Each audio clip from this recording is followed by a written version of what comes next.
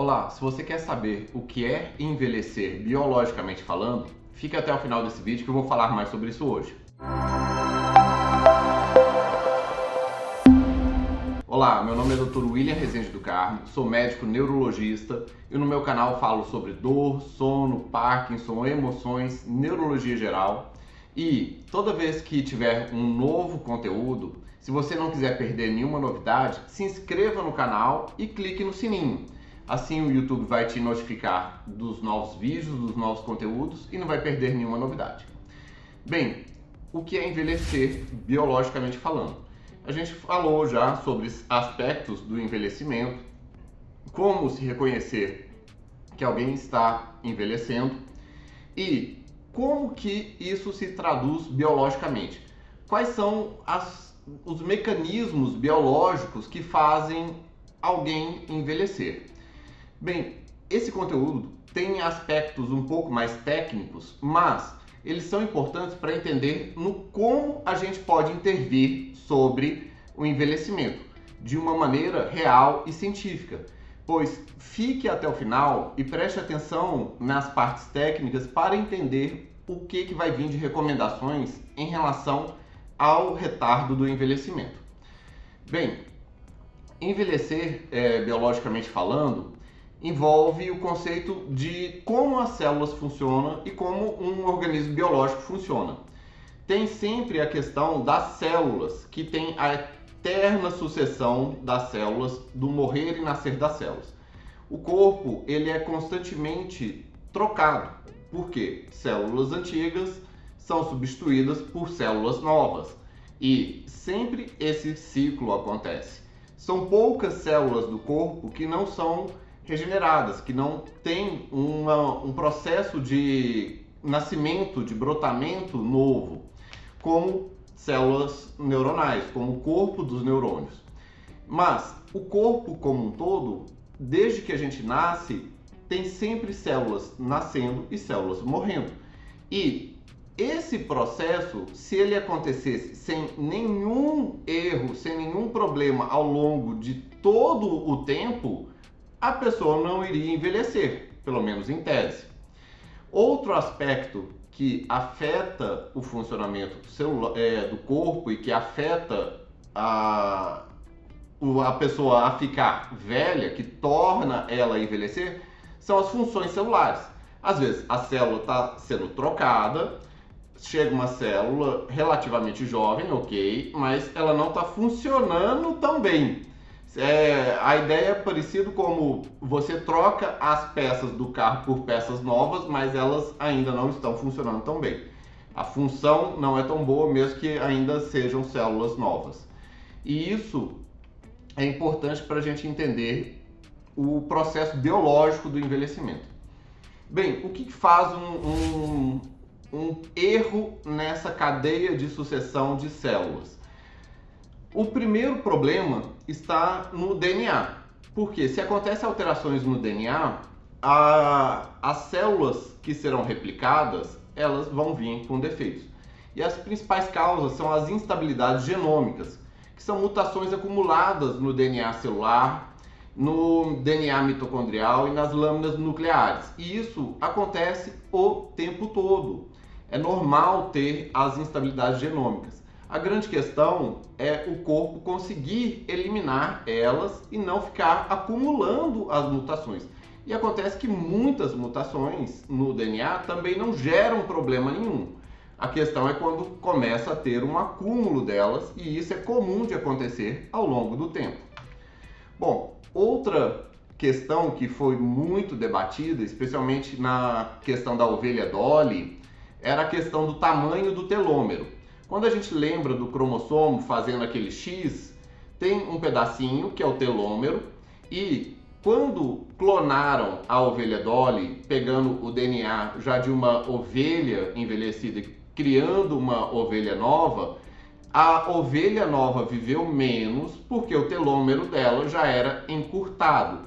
Acontece que em cada reprodução de célula, os telômeros vão sendo atritados, e esse atrito do telômero causa um encurtamento do telômero. E à medida que o telômero vai se encurtando, isso vai diminuindo a capacidade de reprodução das células. E isso causa o envelhecimento. Bom, uma outra causa relacionada ainda ao DNA são as alterações epigenéticas. Epigenéticas é tudo que está ao redor da genética. Epi, de fora, genética, da genes, do material genético. Então, existem muitas coisas que não estão intrinsecamente dentro do DNA, como uma mutação, ou como uma perda de DNA, ou com um encurtamento do telômero, mas elas afetam o funcionamento do DNA, incluindo padrões de metilação do DNA, ou modificações na pós-tradução das histonas, ou na remodelação da cromatina, ou seja, são coisas que estão relacionadas ao processo do DNA que não é diretamente ainda ao DNA. E isso afeta ainda assim a questão do DNA. No final das contas, afeta a mensagem que o DNA vai enviar. A epigenética ela é influenciada por diversos fatores ambientais. Desde o que a gente vive, come, intoxica, radiações e metabolismo como um todo. Bom, também existem as disfunções metabólicas. O que acaba afetando as células de maneira metabólica? Uma coisa é a célula tendo o DNA está ok, mas o metabolismo da célula, que é o funcionamento normal de uma célula, das proteínas que fazem o funcionamento da célula, podem ter perdas ou disfunções, como perda de proteostases. As proteostases são proteínas que fazem o dobramento das proteínas e a proteólise. Por quê? À medida que vai fazendo uma proteína, ela tem que ser dobrada para que ela ganhe a conformação final que funcione. Se ela não é dobrada corretamente, essa proteína também fica disfuncional e isso leva a um envelhecimento da célula. Bem, existe também outras disfunções metabólicas, que são relacionadas à detecção desregulada dos nutrientes. A célula tem que se nutrir e ela se nutre de glicose, de oxigênio, de outros sinalizadores, de íons e vários outros elementos. E todos esses nutrientes, eles têm vias de sinalização. Para a glicose entrar na célula, ela precisa da insulina. E se existe uma desregulação na nutrição celular, seja em relação à oferta ou falta, ou excesso de insulina, ou excesso de glicose, ou falta de glicose, isso pode também afetar o funcionamento global das células e isso funcionar com o envelhecimento celular também. Bem, você aí que está assistindo o vídeo, escreva envelhecimento, e escreva o que você está achando do vídeo e o entendimento biológico hoje, racional, sobre o envelhecimento do corpo com a base celular. Em breve ainda vou falar sobre o que é possível ter de intervenção. Bom, das disfunções metabólicas ainda existe a disfunção mitocondrial. A mitocôndria é quem faz a oxidação e gera os ATPs, é quem gera a energia para a célula. E para formar a energia da célula, no processo oxidativo, ela pode aumentar os radicais livres, aumentando o estresse oxidativo da célula. O tão famoso radical livre é algo que realmente estressa a célula, é algo que causa um dano celular e isso causa aumento do envelhecimento. Então, a questão mitocondrial é também muito importante por conta dos radicais livres e do estresse oxidativo. Também existe a disfunção na sinalização celular. A célula pode estar com material genético ok, ela pode estar com as proteínas ok, funcionando, dobrando, recebendo os nutrientes da maneira adequada, pode estar com a mitocôndria funcionando, mas existe um processo chamado senescência celular. É um mecanismo próprio do corpo para inibir a proliferação de câncer. Por quê? Nesse processo de produzir células novas, pode acontecer de vir uma célula mutante, que é um câncer. E o corpo está constantemente inibindo essas células, inibindo a reprodução delas. Existe um mecanismo natural de inibição da reprodução celular para mecanismo de contenção do câncer, da contenção da proliferação de câncer. Olha que louco! O próprio corpo sabe se defender, mas para se defender ele inibe e para a proliferação celular. Inibindo a reprodução normal das células, aquelas células vão acabar envelhecendo. E isso vai acabar prejudicando a renovação, a substituição de células antigas, células velhas, por células novas. E isso causa, sim, a senescência celular, num processo natural de defesa do corpo. Bom, existe também a outra disfunção de sinalização celular, que é da comunicação intercelular alterada. Como que isso acontece? As células comunicam uma com as outras. Elas mandam sinalizadores, sejam hormônios, sejam sinalizadores inflamatórios, sejam vários outros mensageiros para que uma célula, seja ela própria, ou a do lado, ou a distância, tenha alguma função, tá? E isso tem disfunções hormonais e, especialmente, disfunções inflamatórias.